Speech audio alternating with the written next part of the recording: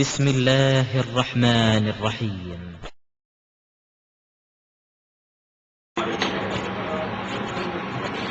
அன்பிற்குரிய பெரியவர்களே, சகோதரிகளே, இந்த உலகத்திலே மனித சமுதாயம், மனிதர்களாகிய நாம் கூட்டாக வாழக்கூடிய ஒரு வாழ்க்கை முறையை நாம் பெற்றிருக்கின்றோம். மனிதர்கள் ஒரு அரசாங்கமாக, ஒரு இயக்கமாக, ஒரு ஜமாத்தாக, ஒரு சங்கமாக, இப்படி கூட்டு முறையில் வாழக்கூடிய ஒரு தன்மையை கொண்டுதான் அல்லாஹ் தஆலா மனித சமுதாயத்தை படைத்திருக்கின்றார். இப்படி மனிதர்கள் நாம் ஒரு இயக்கமாக நாம் செயல்படும் போது, ஒரு ஜமாத்தாக செயல்படும் போது, ஒரு குறிப்பிட்ட வழிமுறையை, ஒரு கொள்கையை நாம் பின்பற்றும் போது, இறைவன் நமக்கு செய்த அருட்கொடைகளை நாம் நினைத்து பார்க்க வேண்டும். அதுபோன்று கடந்த காலங்களிலே நாம் பட்ட கஷ்டங்களை நாம் நினைத்து பார்க்க வேண்டும். இந்த கொள்கைக்காக தியாகம் செய்தவர்களை பற்றி நாம் நினைத்து பார்க்க வேண்டும். அவர்களுக்கு நாம் மரியாதை செலுத்த வேண்டும். எந்த ஒரு இயக்கத்திலே, எந்த கொள்கையில், எந்த மார்க்கத்தில் அதற்கான தியாகம் செய்தவர்கள் மறக்கடிக்கப்படுகின்றார்களோ, அவர்கள் ஆரம்ப கட்டத்திலே அதற்காகப்பட்ட கஷ்டங்கள் மறக்கடிக்கப்படுகிறதோ, அவை அந்த இயக்கம், அந்த கொள்கை வெகு சீக்கிரத்தில் அழிந்து போய்விடும். இதில் யாருக்கும் மாற்று கருத்து கிடையாது. உலகத்தில் அப்படி எத்தனை இயக்கங்கள் அதற்காக உருவாக்கியவர்கள் எந்த நோக்கத்திற்காக உருவாக்கினார்களோ, எதற்காக பாடுபட்டார்களோ, பின்னால் வந்தவர்கள் அந்த நோக்கத்தை மறந்து ஆரம்ப காலகட்டத்திலே அவர்கள் செய்த தியாகங்களை மறந்துவிட்ட காரணத்தினால் பல்வேறு இயக்கங்கள் இலக்கு மாறி சென்றிருக்கிறது. நீங்க தப்லீக் ஜமாத் எடுத்துக்கலாம். தப்லீக் ஜமாத்தை பொறுத்தவரை அதை உருவாக்கிய இலியாஸ் மௌலானா அவர்கள் ஆரம்பத்தில் எதுக்கு உருவாக்குனாங்க? இந்த ஏகத்துவ கொள்கையை போதிப்பதற்காகத்தான் பலவித தியாகங்களை செய்து இலியாஸ் மௌலானா அவர்கள் தப்லீக் ஜமாத்தை உருவாக்குனாங்க. ஆனால் அது எதற்காக உருவாக்கப்பட்டது என்கின்ற அந்த கொள்கையை மறந்த காரணத்தினால் இன்றைக்கு தப்லீக் ஜமாத்துடைய அம்சம் கொள்கையை சொல்வது மட்டும்தான் என்ற அளவு செய்து போய் நிற்கிறது. அப்போ ஒவ்வொரு இயக்கத்தை சார்ந்தவர்களும் முஸ்லிம்களாக வாழக்கூடிய நாம் நம்முடைய வாழ்க்கையின் முந்தைய சம்பவங்களை, நாம் எவ்வளவு கஷ்டப்பட்டோம், நம்முடைய முன்னோர்கள் எதற்காக கஷ்டப்பட்டார்கள் என்பதை நாம் மறந்துவிடக் கூடாது. கடந்து வந்த பாதையை நாம் நினைத்து பார்க்க வேண்டும். அதுபோன்று ஒரு கொள்கைக்காக, ஒரு இயக்கத்திற்காக பாடுபடுகின்றார்களே, அவர்களுக்குரிய மரியாதையை நாம் அளிக்க வேண்டும். இது பற்றிய விஷயங்களை நபிகள் நாயகம் ஸல்லல்லாஹு அலைஹி வஸல்லம் அவர்கள் நமக்கு அற்புதமாக போதித்திருக்கின்றார்கள். நபிகள் நாயகத்திற்கும் அல்லாஹ் தஆலா அவ்வப்போது அவருடைய கடந்த காலங்களே, அவருடைய வாழ்க்கையிலே அல்லாஹ் நினைவூட்டிக் கொண்டே இருந்திருக்கின்றார். நாம் திருமலை குர்ஆனை பார்க்கின்றோம். நபிகள் நாயகத்தை பார்த்து அல்லாஹ் பேசுகின்றார் சூரத்து ஷரஹ் என்கின்ற அத்தியாயத்திலே. அலம் நஷ்ரஹ் லக ஸத்ரக், நபியே, உமக்காக உங்களுடைய உள்ளத்தை நாம் விரிவுபடுத்தவில்லையா? இந்த இஸ்லாமிய மார்க்கம் என்றால் என்னவென்றே தெரியாமல் நபிகள் நாயகம் இருந்தார்கள். இந்த இஸ்லாத்தை ஏற்றுக்கொள்ளக்கூடிய அளவிற்கு உங்களுடைய உள்ளத்தை நாம் விரிவுபடுத்தவில்லையா? வவலஅனா அன்க விஸ்ரக் அல்லதி அன்கல வஹரக், நபியே, உம்முடைய முதுகை முறித்துக் கொண்டிருந்ததை பாவச்சுமை, அந்த பாவச்சுமையை உம்மை விட்டு நாம் நீக்கவில்லையா? உன்னுடைய முன்பாவங்களையும் பின்பாவங்களையும் நாம் மன்னிக்கவில்லையா என்று அல்லாஹ் என்ன செய்கின்றான்? நபிகள் நாயகத்திற்கு தான் செய்த அருட்கொடைகளை அவர்களுக்கு அல்லாஹ் நினைவூட்டுகின்றான். வரஃபஅனா லக ஸிக்ரக், நபியே, உம்முடைய புகழை நாம் உமக்காக ஓங்க செய்தோம் என்று சொல்லி அல்லாஹ் தஆலா நபிகள் நாயகம் ஸல்லல்லாஹு அலைஹி வஸல்லம் அவர்களுக்கு தான் செய்த அருட்கொடைகளை அவர்களுக்கு அல்லாஹ் நினைவூட்டுகின்றான். திருமறை குர்ஆனில் ஒவ்வொரு நபிமார்களுக்கும் அல்லாஹ் தஆலா பிந்தைய காலகட்டங்களிலே அந்த நபிமார்களுக்கு அவர்கள் முன்னால் அவர்களுக்கு அல்லாஹ் செய்த அருட்கொடைகளை அல்லாஹ் நினைவுபடுத்திக் கொண்டே வந்திருக்கின்றான். மூசா அலைஹிஸ்ஸலாம் அவர்கள் மிகப்பெரிய மனிதராக, நபியாக ஆன பொழுது அல்லாஹ் தஆலா அவர்களுக்கு கூறுகின்றான், வலக்கத் மனன்னா அலைக்க மர்ரத்தன் உக்ரா, மூசாவே, நாம் உமக்கு மற்றொரு தடவையும், அல்லாஹ் அவங்களுக்கு செஞ்ச உபகாரத்தை பேசிக்கிட்டே வரலாம், உமக்கு நாம் மற்றொரு தடவையும் ஒரு உபகாரம் செய்தோம். என்ன உபகாரம் செய்தோம்? இது அவ்ஹைனா இலா உம்மிக்க மா யூஹா, உன்னுடைய தாயாருக்கு நாம் வகை செய்து அறிவித்தோம். அன்இக்ரி ஃபீஹி பித்தாபூத் ஃபக்ரி ஃபீஹி ஃபில் யம். உன்னை ஒரு மரக்குடுவையிலே வைத்து, ஒரு மரப்பலகையிலே வைத்து கடலிலே தூக்கி வீசுமாறு போடுமாறு உங்களுடைய தாயாருக்கு நாம் வகை அறிவித்தோம். ஃபயூகில் யம்மு ஃபிஸ் சாஹில். கடல் அவரை கரையிலே கொண்டு போய் சேர்க்கும். யௌகுலுஹு அதுவுல்லி வ அதுவுல்லஹு. மூசாவிற்கும் அல்லாஹ்வை எனக்கும் எதிரியாக உள்ள ஒருவன் அவரை எடுத்துக் கொள்வான். வஅல்கைது அலைக மஹப்பத மின்னி. மூசாவே, என்னிடமிருந்து ஒரு அன்பை உனக்கு நான் கொடுத்தேன். வலிதுஸ்னா அலா ஐனி. என்னுடைய கண் பார்வையிலேயே உன்னை நாம் வளர்த்தெடுத்தோம் என்றெல்லாம் நீ செய்கின்றான். மூசா நபிக்கு அல்லாஹ் செய்த அருட்கொடைகளை புறவனை வைத்து அல்லாஹ் வளர்த்தெடுத்தது.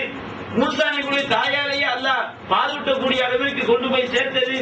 இது போன்ற மூசா நபிக்கு செய்த அருட்கொடைகளை அல்லாஹ் மூசா நபிக்கு அல்லாஹ் நினைவுபடுத்துறான். அதுபோன்று இஸ்ரவேலர் சமுதாயம் அவர்களை அல்லாஹ் காப்பாற்றி அவர் ஒரு நல்ல நிலைக்கு வந்த பிறகு அவருடைய முந்தைய நிலையை அல்லாஹ் சொல்லி காட்டுறான். இஸ்ரவேலர் சமுதாயத்திற்கு அல்லாஹ் கூறுகின்றான், வைத் நஜ்ஜைனாக்கும் மின் ஆலி ஃபிரௌன். இஸ்ரவேலர் சமுதாயமே, ஃபிரௌனுடைய கூட்டத்தாரிடமிருந்து உங்களை நாம் காப்பாற்றினோம். அந்த ஃபிரௌன் என்ன செய்தான்? யசூமூனக்கும் சூஅல் அஸாப். அவன் உங்களுக்கு பயங்கரமான ஒரு வேதனையினால், பயங்கரமான ஒரு துன்பத்தினால் உங்களை அவன் வாட்டி வளைத்தான். என்று யதபிஹூன அப்னாஅக்கும் வ யஸ்தஹியூன நிசாஅக்கும். உங்களுடைய ஆண் மக்களை அவன் கொன்றளித்தான், பெண் மக்களை அவன் உயிரோடு வாழ வைத்தான். வஃபீ தாலிக்கும் பலாவும் மிர் ரப்பிக்கும் அதீம். இதிலே ஒரு பயங்கரமான உங்கள் இறைவனிடமிருந்து ஒரு மிகப்பெரிய ஒரு சோதனை உங்களுக்கு இருந்தது என்று அல்லாஹ் இஸ்ரவேல் சமுதாயத்திற்கு செய்த அருட்கொடைகளை அல்லாஹ் கூறுகின்றான். வயது பரத்னா பிக்குமுல் பஹர். நாம் உங்களுக்காக கடலை பிளந்தோம். அஞ்சைனாக்கும், உங்களை நாம் காப்பாற்றினோம். அகலக்கனா ஆல ஃபிரௌன். ஃபிரௌனுடைய அந்த கூட்டத்தாரை நாம் மூழ்கடித்தோம். வான்தும் தங்குறோம். நீங்கள் பார்த்துக் கொண்டிருக்கும் போதே அந்த ஃபிரௌன் என்கின்ற அந்த கூட்டத்தார்களை நாம் மூழ்கடித்தோம் என்று அதான் செய்யறான். இஸ்ரவேல் சமுதாயத்திற்கு அல்லாஹ் காப்பாற்றி முடித்த பிறகு, அவங்க நல்ல நிலைக்கு வந்த பிறகு அவர்களை பார்த்து அல்லாஹ் பேசுறான். நீங்க எப்படி இருந்தீங்க தெரியுமா? ஃபிரௌன் உங்களை என்ன செய்தான்? உங்களுடைய ஆண் மக்களை கொன்றளித்து பெண் மக்கள் அல்லாஹ் உயிரோடு வாழ வைத்தான். அவரை நாம கடலை பிளந்து உங்களை காப்பாற்றி அந்த ஃபிரௌனை நாம் அழித்தோம். இதை நீங்க மறந்துடாதீங்க சொல்லி அந்த இஸ்ரவேல் சமுதாயத்திற்கு இறைவன் தான் செய்த அருட்கொடைகளை அல்லாஹ் உணர்த்துகின்றான். அதுபோன்று சஹாபாக்களுக்கு அல்லாஹ் உணர்த்துகின்றான். நபிகள் நாயகம் ஸல்லல்லாஹு அலைஹி வஸல்லம் அவர்கள் வருவதற்கு முன்பாக, அந்த இஸ்லாம் வருவதற்கு முன்பாக அந்த சஹாபாக்கள் எப்படி இருந்தார்கள்? ஒருவரை ஒருவர் அடித்துக் கொண்டு, ஒருவரை ஒருவர் பகைத்துக் கொண்டு, சின்ன சின்ன விஷயங்களுக்கெல்லாம் பல்லாண்டு காலம் சண்டையிட்டுக் கொண்டிருந்தார்கள். அவர் இஸ்லாம் வந்த பிறகு அல்லாஹ் அவர்களுக்கு மத்தியிலே ஒரு நேசத்தை, ஒரு பாசத்தை, ஒரு பிடிப்பை அல்லாஹ் ஏற்படுத்தினான். இதை பற்றி அல்லாஹ் சொல்லி காட்டுகின்றான். சூரத் ஆல இம்ரானிலே, வஅத்தஸிமு பிஹபிலில்லாஹி ஜமீஆ. அல்லாஹ்வுடைய கயிற்றை நீங்கள் பற்றி பிடித்துக் கொள்ளுங்கள். வலா தஃபர்ரகு, நீங்கள் அதில் பிரிந்து விடாதீர்கள். உங்க முந்தைய நிலையை நினைச்சு பாருங்க. வதுகுரு நிஅமத்தல்லாஹி அலைக்கும். அல்லாஹ் உங்களுக்கு செய்த அருட்கொடைகளை நீங்கள் நினைத்து பாருங்கள். இது குன்தும் அஅதா, நீங்கள் ஒருவருக்கொருவர் எதிரிகளாக இருந்தீர்கள். ஃபஅல்லஃப பைன குலூபிக்கும். அந்த பகைமையை நீக்கி அல்லாஹ் உங்களுடைய உள்ளங்களுக்கு மத்தியில் ஒரு இணைப்பை அல்லாஹ் செய்தான், ஏற்படுத்தினான். ஃபஅஸ்பஹ்தும் பிநிஅமத்திஹி இஹ்வானா. அல்லாஹ்வுடைய அந்த அருட்கொடையினால் நீங்கள் நண்பர்களாக மாறிவிட்டீர்கள். நீங்கள் நரக நெருப்பின் நரகத்தின் ஒரு ஓரத்தில் இருந்தீர்கள். அல்லாஹ் அனுகலக்கும் மின்ஹா, அந்த நரகத்திலிருந்து உங்களை நாம் காப்பாற்றினோம் என்று அல்லாஹ் செய்கின்றான். சஹாபாக்களுக்கு அல்லாஹ் செய்த அற்புடைய அல்லாஹ் சொல்லி காட்டுறான். எல்லாரும் ஒரே உள்ளத்தோடு வந்து ஒரு மிகப்பெரிய வெற்றியை குவிக்கக்கூடிய காலகட்டத்திலே அல்லாஹ் சொல்லி காட்டுறான். முந்தைய நிலையை நினைச்சு பாருங்க. ஒருவருக்கொருவர் நீங்கள் பகைவர்களாக செய்தீர்கள், இருந்தீர்கள். நாம தான் உங்களுடைய உள்ளங்களுக்கு மத்தியில் இணைப்பை ஏற்படுத்தினோம் என்று சஹாபாக்கள் கடந்து வந்த பாதையை அவர்கள் மறந்து விடாமல் இருப்பதற்கு திருமறை குர்ஆனை அல்லாஹ் செய்கின்றான், நினைவுபடுத்துகின்றான். ஒவ்வொரு சமுதாயத்துக்கும் அல்லாஹ் நினைவுபடுத்துறான். அல்லாஹ்வுடைய அந்த அருட்கொடைகளை நம்ம ஆரம்பத்தில் நாம் எப்படி இருந்தோம், அடுத்து பின்னால் இன்றைக்கு எப்படி இருக்கிறோம் என்று பழைய நிலையை ஒவ்வொரு மனிதனும் திரும்பி பார்த்தால்தான் மனிதன் மனிதனாக இருப்பான். அவன் ஒரு கட்டுக்கோப்புடன் செய்வான், இருப்பான். நபிகள் நாயகம் ஸல்லல்லாஹு அலைஹி வஸல்லம் அவங்களுடைய காலகட்டத்தில் பல்வேறு சமயங்கள்ல இந்த ஏகத்துவ கொள்கைக்காக சஹாபாக்கள் பட்ட கஷ்டங்களை நபிகள் நாயகம் நினைச்சு பார்த்திருக்கிறாங்க. இதற்கான இந்த ஏகத்துவ கொள்கைக்காக பாடுபட்ட சஹாபாக்களை நபிகள் நாயகம் விட்டுவிடவில்லை.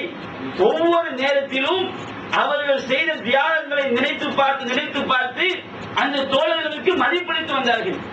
ஒரு இயக்கமாக இருக்கக்கூடிய நாம், ஒரு கொள்கையில் இருக்கக்கூடிய நாம் இந்த கொள்கைக்காக பாடுபட்டிருப்பார்களே, அவர்களை புறக்கணித்து விடக்கூடாது. ஆரம்பத்தில் பாடுபட்டவர்களும் இன்றைக்கு இதற்காக பாடுபடக்கூடியவர்களும் சமமாகிவிட முடியாது.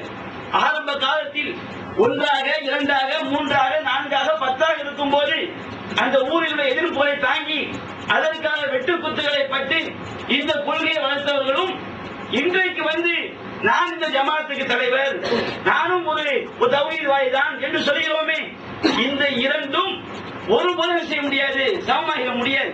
நபிகள் நாயகம் ஸல்லல்லாஹு அலைஹி வஸல்லம் அவர்கள் ஆரம்ப காலகட்டத்திலே உழைத்த சஹாபாக்களுக்கு தனி மரியாதை கொடுத்திருந்தாங்க. என்ன நடக்குது? புகாரில வந்து 3661 செய்தியாக பதிவு செய்யப்பட்டு அபூபக்கர் ரலியல்லாஹு அன்ஹு அவர்கள் ஒரு தடவை தன்னுடைய வேட்டியை முட்டுக்கு மேல் தூக்கி வர நினைச்சாங்க. ரசூலுல்லாஹ் ரொம்ப கோபமா வர்றாங்க. அபூபக்கர் ரலியல்லாஹு அன்ஹு அவங்க வந்து வரக்கூடிய அந்த தோற்றத்தை பார்த்த உடனேயே நபிகள் நாயகம் சொல்றாங்க, அம்மா சாஹிபுக்கும் ஃபகத் காமல, உங்களுடைய தோழர் இதோ வழக்காட வந்து விட்டார், அவர் வாதம் செய்ய வந்து விட்டார் என்று அபூபக்கர் வந்து என்ன செய்றாரு? சலாம் சொல்றார். சலாம் சொல்லிட்டு அபூபக்கர் ரசூலுல்லாஹ் முறையிடுறாங்க, அல்லாஹ்வின் தூதரே, எனக்கும் உமர் இப்னு கத்தாப் ரலியல்லாஹு அன்ஹு அவங்களுக்கும் ஒரு பிரச்சனை. அந்த பிரச்சனையில வந்து நான் உமர் அவர்களை கொஞ்சம் செஞ்சிட்டேன், திட்டி விட்டேன், கொஞ்சம் ஏறி பேசி விட்டேன். ஏறி பேசிய பிறகு நான் தனியா உட்கார்ந்து யோசிச்சு பார்க்கிறேன், ஆகா நான் தான் தப்பு செஞ்சிட்டேன் என்று நான் தனியா உட்கார்ந்து யோசித்தவுடன் நான் உமருடைய வீட்டுக்கு போறேன். அவர் போய் மன்னிப்பு கேட்கறதுக்காண்டி போகும்போது உமர் என்ன செஞ்சிட்டாரு? என்ன மன்னிக்காம அவர் கதவை செஞ்சிட்டாரு, வீட்டு கதவை பூட்டிட்டாரு. நீங்க வந்து உமரை வந்து எனக்கு மன்னிக்க சொல்லுங்க அப்படின்னு சொல்லி ரசூலுல்லாஹ் வந்து முறையிடுறாங்க. அப்படி வந்து முறையிட்டவுன நபிகள் நாயகம் சொல்றாங்க, அந்த நேரத்துல நபிகள் நாயகம் ஸல்லல்லாஹு அலைஹி வஸல்லம் அவர்கள் முகம் மாற்றத்தோடு, யக்ஃபிரக்கல்லாஹு லக யா அபூபக்கர், அபூபக்கரே அல்லாஹ் உனக்கு மன்னிப்பான். உமர் மன்னிக்காத என்ன? யக்ஃபிரக்கல்லாஹு லக யா அபூபக்கர், அபூபக்கரே அல்லாஹ் உனக்கு மன்னிப்பான், அல்லாஹ் உனக்கு மன்னிப்பான் என்று ரசூலுல்லாஹ் சொல்றாங்க. 3 தடவை அபூபக்கர் வந்து நான் தான் தப்பு பண்ணிட்டேன். அபூபக்கர் பயப்படுற, ரசூலுல்லாஹ் தப்பா வழங்கிட்டாங்களோ, அல்லாஹ்வின் தூதரே நான் தான் தப்பு பண்ணிட்டேன், நான் தான் உமரை வந்து கடுமையா பேசிட்டேன், நீங்க வந்து என்ன மன்னிக்க சொல்லுங்க. அபூபக்கர் ரசூலுல்லாஹ் வந்து மண்டி போட்டாரு. நபிகள் நாயகம் அந்த வார்த்தையை வந்து ஏதோ உமர் தப்பு பண்ண மாதிரி ரசூலுல்லாஹ் சொல்றாங்க. அபூபக்கரே அல்லாஹ் உனக்கு மன்னிப்பா, உமர் மன்னிக்காத என்ன என்று நினைச்சாங்க. நபிகள் நாயகம் சொன்னவுடன் அபூபக்கர் நினைக்கிறார், ஆனா நம்ம தான் தப்பு பண்ணோம், ரசூலுல்லாஹ் வந்து உமரை திட்டுற மாதிரி அல்லாஹ் உமர் மன்னிக்காவிட்டால் என்ன, அல்லாஹ் உனக்கு மன்னிப்பான்னு சொல்றான்னு நினைச்சாரு. அபூபக்கர் மன்னிப்பு சொல்றாரு. உமர் பாக்குறாரு, ஆனா அபூபக்கர் நம்ம வீட்டுக்கு வந்து மன்னிப்பு கேட்க வந்தாங்களே, நாம இந்த மாதிரி கதவை சாத்திட்டோம்னா அவர் வருத்தப்பட்டு வேகமா அபூபக்கர் ரலியல்லாஹு அன்ஹு வீட்டுக்கு போறாரு. போய் பார்த்தா அபூபக்கர் வீட்டுல இந்த பள்ளிக்கு வந்துட்டாங்க. உமர் ரலியல்லாஹு அன்ஹு அவர்கள் வேகமா ரசூலுல்லாஹ் நோக்கி வர்றாங்க. வரும்போது நபிகள் நாயகம் சொல்லி காட்டுறாங்க, அதாவது எனக்காக என்னுடைய தோழரை நீங்கள் மன்னித்து விடுங்கள். அப்ப நபிகள் நாயகம் சொல்றாங்க, சஹாபாக்கள் எல்லாம் உட்கார்ந்து இருக்கும் போது நபிகள் நாயகம் சொல்றாங்க, எனக்காக என்னுடைய தோழரை நீங்கள் மன்னித்து விடுங்கள்.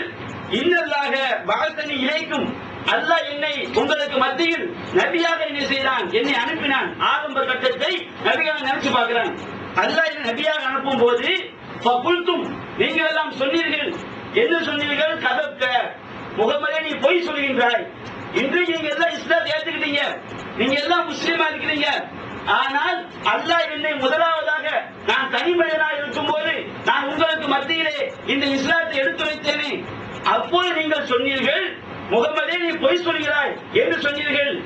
என்னுடைய இந்த தோழர் கால அபூபக்கர் சதக, அவர் சொன்னார், முகமதே நீங்கள் உண்மைதான் உரைத்தீர்கள். வாசானி பி நஃப்ஸிஹி வ மாலிஹி, தன்னுடைய உயிரினாலும் தன்னுடைய செல்வத்தினாலும் அந்த அபூபக்கர் எனக்கு உதவி செய்தார்.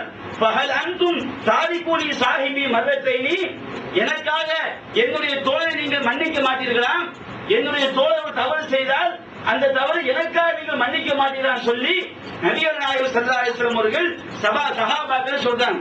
சஹாபா அறிவிக்கிறாங்க, சமா ஊதிய பாயதகா, இதற்கு பிறகு நபிகள் இந்த வார்த்தையை சொன்ன பிறகு அபூபக்கர் ரலியல்லாஹு அவர்கள் எந்த ஒரு சஹாபியாலும் ஒரு சிறு நோவினைக்கு கூட செய்யவில்லை, அவர்கள் உட்படுத்தப்படவில்லை.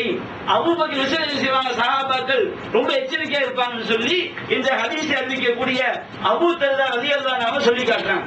அப்ப நபிகள் நாயகம் ஸல்லல்லாஹு அலைஹி வாழ்க்கையில பார்க்கிறோம், தவறு செய்தவர்கள் அபூபக்கர் ரலியல்லாஹு அன்ஹு அவங்கதான். அவங்க உமர்ட்ட வந்து போய் ஏறி பேசுறாங்க. ஏறி பேசியவுடன் மன்னிப்பு கேட்க போனாங்க. உமர் என்ன செய்றாரு, மன்னிக்க மறுத்தது. அவரும் கோபத்தை நினைச்சாரு மனுஷன் தானே.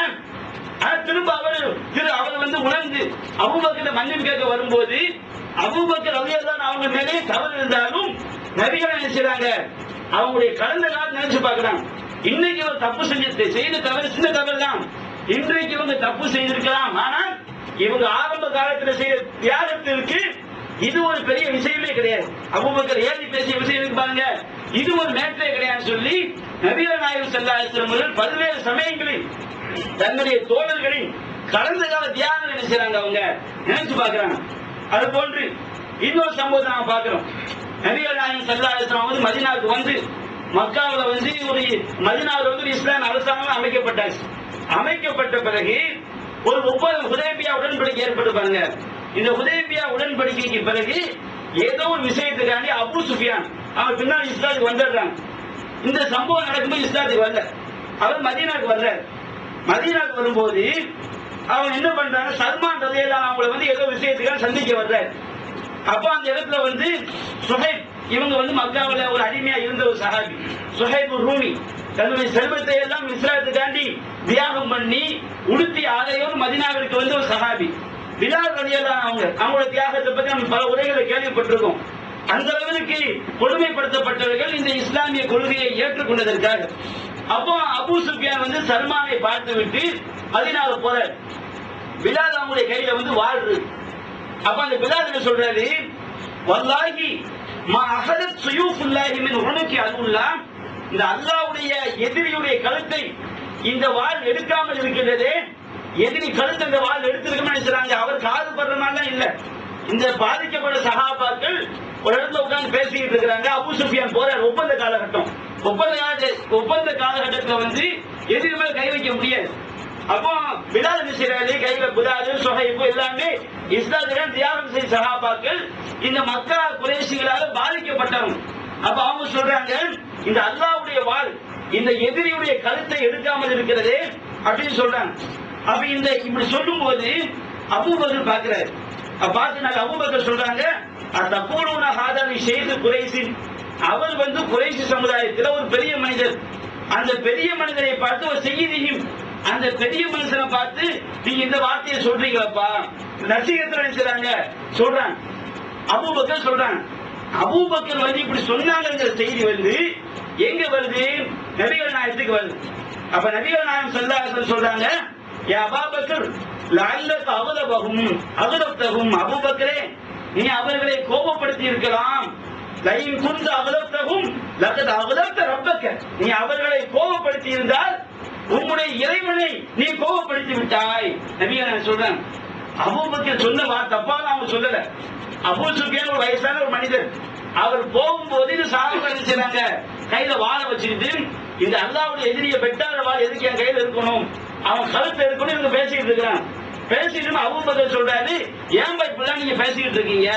நபிகள் நாயகத்துக்கு செய்தி வந்தவன அபூபக்கர் என்ன செஞ்சாரு, இவன் சஹாபாக்களை பார்த்து, பிலாலை பார்த்து, சுஹைப் ரலியல்லாஹு அவங்களை பார்த்து இப்படி சொன்னாங்க அப்படின்னு தெரிஞ்சவன் நபிகள் நாயகம் சொல்றாங்க, அபூபக்கர் அவர்களே நீ அவர்களை கோபப்படுத்தி இருந்தால், நீ சொன்ன வார்த்தைக்கு அவர்கள் கோபப்பட்டு இருந்தால் அல்லாஹ் உன் மீது கோபப்படுவான். அவ அபூபக்கர் வேகமா ஓடி வர்றார். யா இஹ்வதா அகலத்துக்கும், என்னுடைய நண்பர்களே உங்களை நான் கோபப்படுத்தி விட்டேனா. அப்ப அவன் சொல்றாங்க, லா நீங்க எங்களை கோபப்படுத்தலாம், சாதாரண எடுத்துக்கிறாங்க. எஃபிரல்லாஹு லக யா அகி, என்னுடைய சகோதரனே அல்லாஹ் உங்களை மன்னிப்பானாக அப்படின்னு சொல்றாங்க. பிலால் ரலியல்லாஹு அன்ஹு சொல்லி காட்டுறாங்க. இந்த செய்தி முஸ்லிம்ல பதிவு செய்யப்படுது. நாம இதை எப்படி செஞ்சு பார்க்கணும், பிலால் ரலியல்லாஹு அன்ஹு சொன்ன வார்த்தை வந்து அது சாதாரண ஒரு வார்த்தையா, ஒரு நம்ம நடைமுறைக்கே தவறா இருக்கலாம்.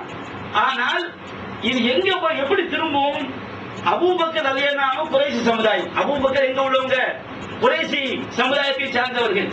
பிலால் ரலியல்லாஹு அன்ஹு வந்து ஒரு அடிமையா இருந்தவங்க, ஒரு அடிமையா இருந்தவர்கள், ஒரு ஹபஷியா இருந்தவங்க. சுஹைப் ரலியல்லாஹு அன்ஹு அவர்கள் ஒரு ரோம் நாட்டை சார்ந்தவர்கள், அவங்க வந்து பாரசீக சமுதாயத்தை சார்ந்தவங்க. இந்த குறைஷில அவங்க பாதிக்கப்பட்டிருக்காங்க. அப்போ ஒரு அபூ சுஃபியான் வந்து ஒரு குறைஷி குடும்பத்தை சார்ந்த ஒரு ஆள், மக்காவை சார்ந்த ஒரு மனிதர்.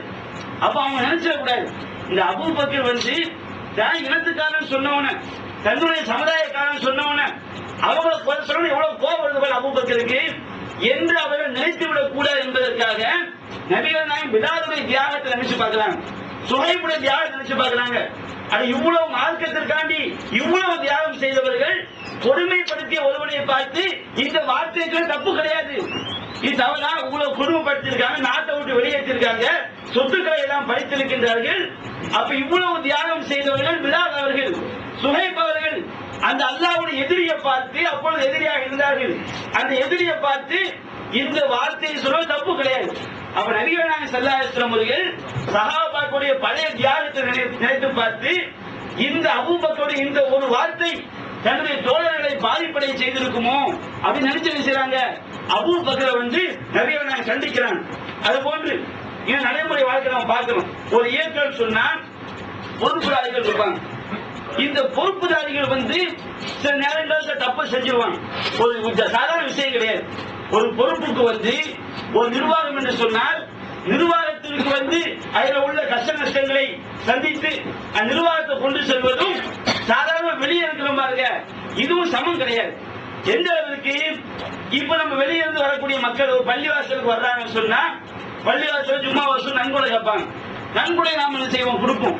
அந்த பள்ளிவாசல்ல ஒரு டாய்லெட் பிரச்சனை வந்தா, அந்த பள்ளிவாசல்ல வந்து மத்த மத பிரச்சனைகள், அதற்காண்டி அலைய வேண்டிய பிரச்சனைகள், இது எல்லாம் அலையலாம் பாருங்க, அவனுக்கு தான் தெரியும். சொல்லுவாங்க முட்டி வலியும் இடுப்பு வலியும் தனக்கு வந்தா தெரியும், முட்டையில் கோழிக்கு தான் புட்டி வலி தெரியும்பாங்க. நம்ம என்ன செய்வோம், ஈஸியா முட்டை தானே ஈஸியா கோழி போட்டுருவோம்.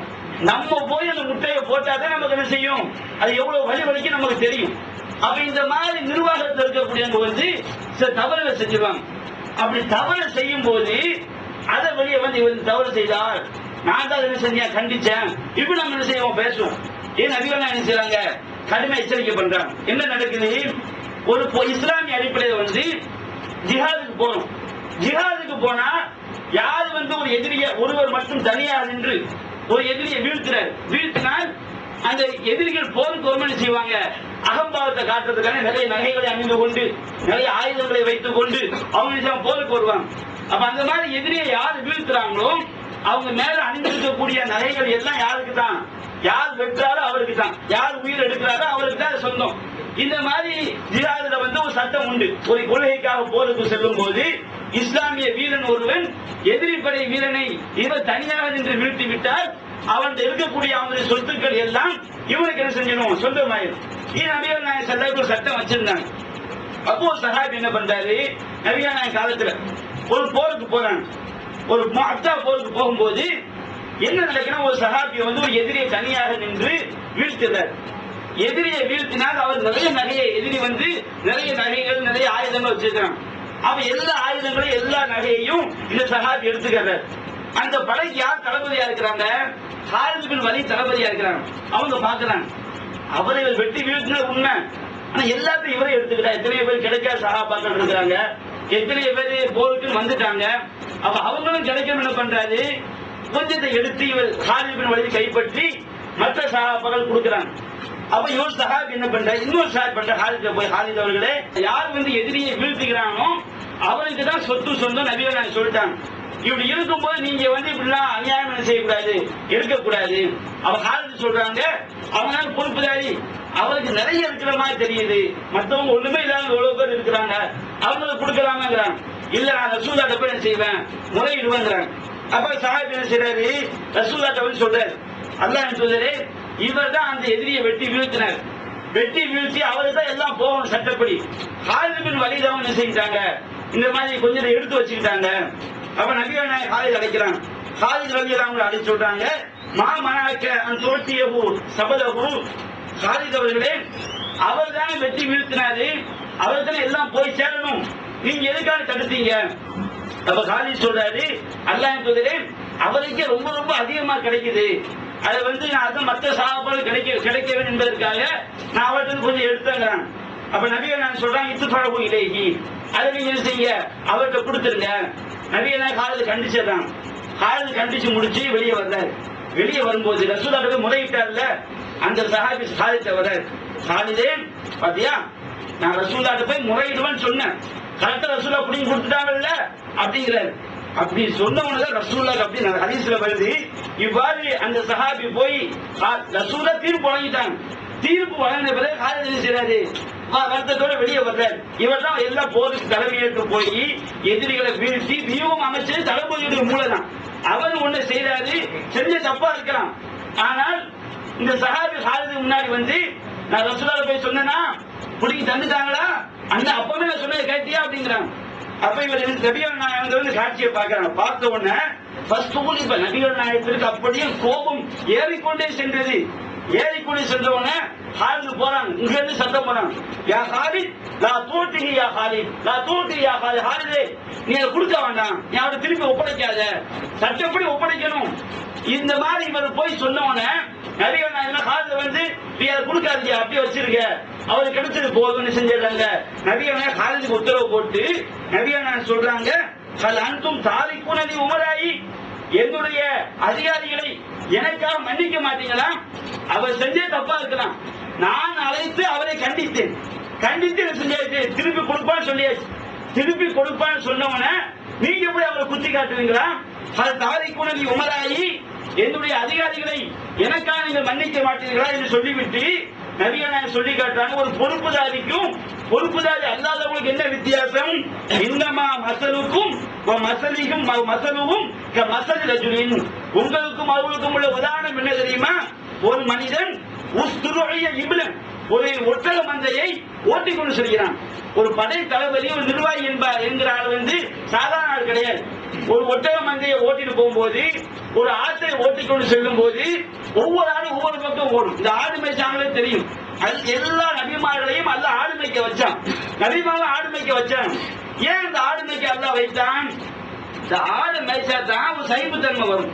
இந்த ஆடு மேய்க்கிற வேலை இருக்கு பாருங்க, ஆடுகள் ஒரு இடத்துல நிக்காது, அப்படியே பல இடத்துக்கு என்ன செய்யும், அது போய்கிட்டே இருக்கும்.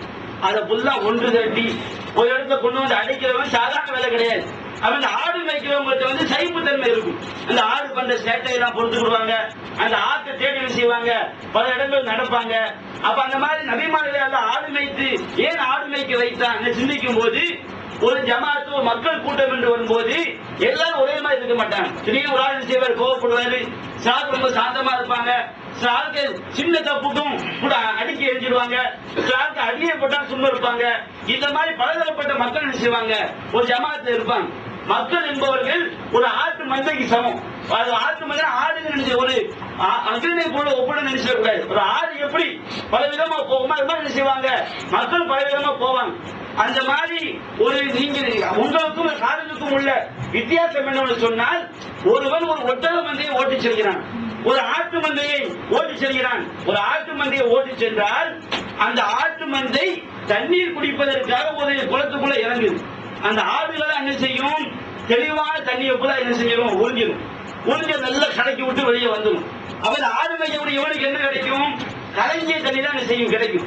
அது மாதிரி என்னுடைய அதிகாரிகள், ஒரு பொறுப்புதாரிங்கிறவங்க வந்து கடையில் ஒரு உண்மையான பொறுப்புதாரியாக இருந்தால் எல்லாருக்கும் கொடுத்து போக, யார் யாருக்கு என்னென்ன கிடைக்கணுமோ அதை கிடைத்து போக அவனுக்கு என்னதான் கிடைக்கும், கலைஞர் தண்ணி தான் கிடைக்கும். அவனுக்கு கிடைக்க ரொம்ப கம்மியாக தான் இருக்கும். இந்த அளவுக்கு உங்களுக்கான தியாகம் பண்ணக்கூடிய என்னுடைய அதிகாரிகளை அவங்க செஞ்ச சின்ன தப்புக்கு நீங்க விட மாட்டீங்களா? இதையும் நீங்க குத்தி காட்டுவீங்களா? அப்ப நபிகள் நாயகம் ஸல்லல்லாஹு அலைஹி வஸல்லம் எப்படி ஒரு இயக்கத்தை கட்டமைக்கிறாங்க பாருங்க.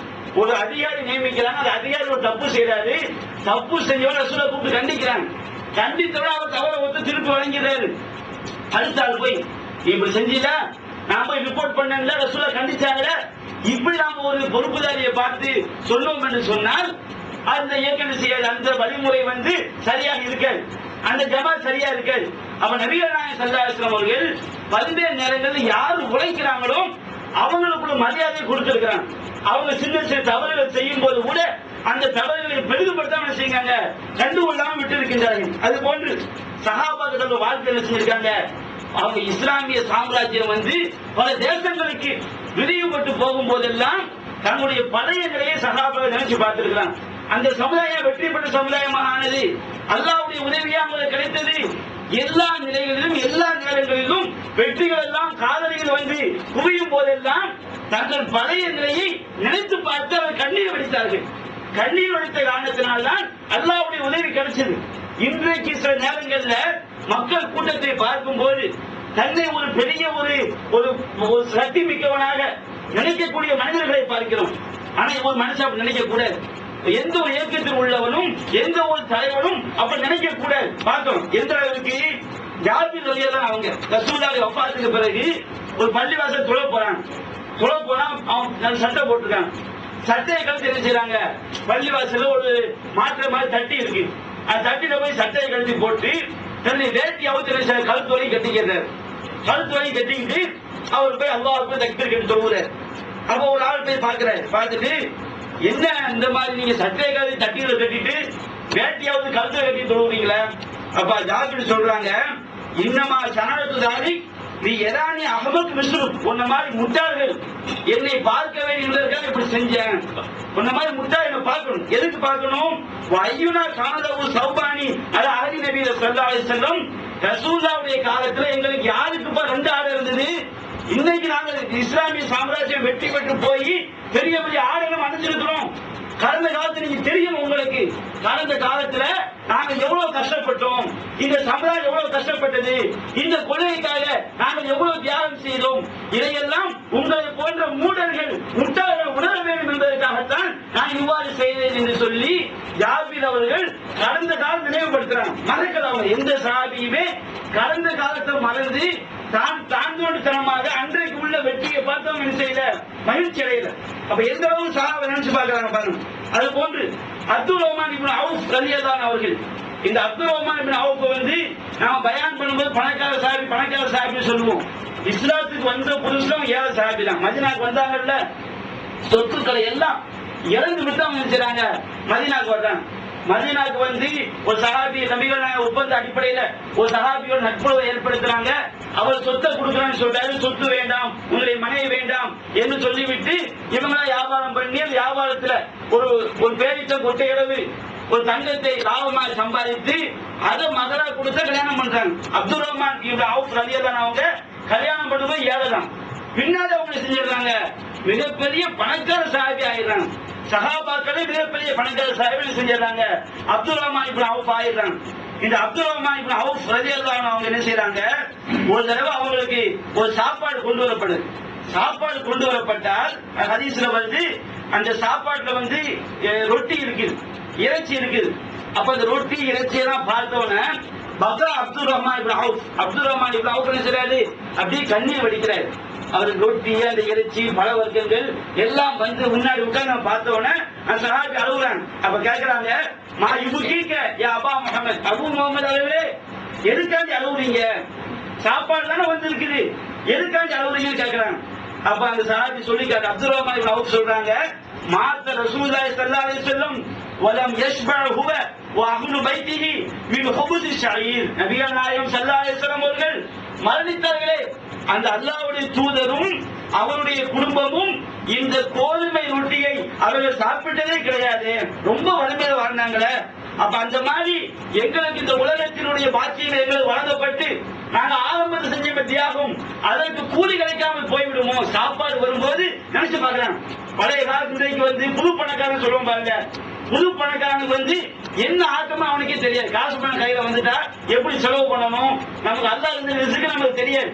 அப்ப அந்த மாதிரி சில மனிதர்கள் மாறுறாங்க. சஹாபாக்கள் எப்படி இருந்திருக்கிறாங்க, பின்னாடி வெற்றி வந்து செல்வம் எல்லாம் குவியும் போது சாப்பாட்டை பார்த்து அழுகுறாங்க, எனக்கு சாப்பாடு எடுத்துட்டு போங்கன்னு சொல்லிடுறாங்க. அதே மாதிரி இன்னொரு சந்தர்ப்பத்தை புகாரில வந்து பதிவு செய்யப்பட்டிருக்கு. அப்துல் ரஹ்மான் இப்னு அவுஃப் ரலியல்லாஹு அவங்களுக்கு என்ன செய்யறாங்க, சாப்பாட்டை கொண்டு வந்து வைக்கிறாங்க. சாப்பாட்டை கொண்டு வைக்கும் போது அல்ல பல வர்க்கங்கள், இறைச்சி, ரொட்டி எல்லாம் செய்து சாப்பாட்டுல இருக்கு. அப்ப சாப்பாட்டை பார்த்து சஹாபி அழுகுறாங்க. அழுது சொல்லி காட்டுறாங்க, குத்தில முஸ்அப் இப்னு உமைர், என்னுடைய நண்பர் முஸ்அப் இப்னு உமைர் கொல்லப்பட்டார். வகான கைரம் மின்னி, என்னை விட ஒரு மிகச் சிறந்த ஒரு சஹாபியாக அவர் இருந்தார். பலம் யூஜத் லஹு மா யுதஃபினு ஃபீஹி இல்லா புர்தா. அவருக்கு கஃன் இடுவதற்கு ஒரு போர்வை கூட கிடைக்கவில்லை. என்னுடைய நண்பர் அவர் இன்றைக்கு பார்த்தால் எனக்கு முன்னாடி சாப்பாடு நிறைய இருக்குது, சாப்பிடுவதற்கு பல வர்க்கங்கள் இருக்குது. நான் பழைய காலத்தை நினைத்து பார்க்கிறேன். என்னுடைய நண்பர்கள் அவர்கள் மரணித்த போது அவர்களை கஃனிடுவதற்கு ஒரு போர்வை இல்லாமல் இருந்தது. அது மட்டுமல்ல, ஹம்சா ரலியல்லாஹு அவர்கள் கொல்லப்பட்டார்கள். அந்த ஹம்சா என்னை விட சிறந்தவர்.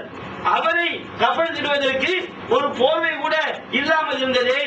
அப்ப அவர் நினைக்கிறாரு, ஹஷீது ஐயக்கூன கது ஒஞ்சில்துலனா தய்யிபாத்துனா ஃபி ஹயாத்தினா துன்யா.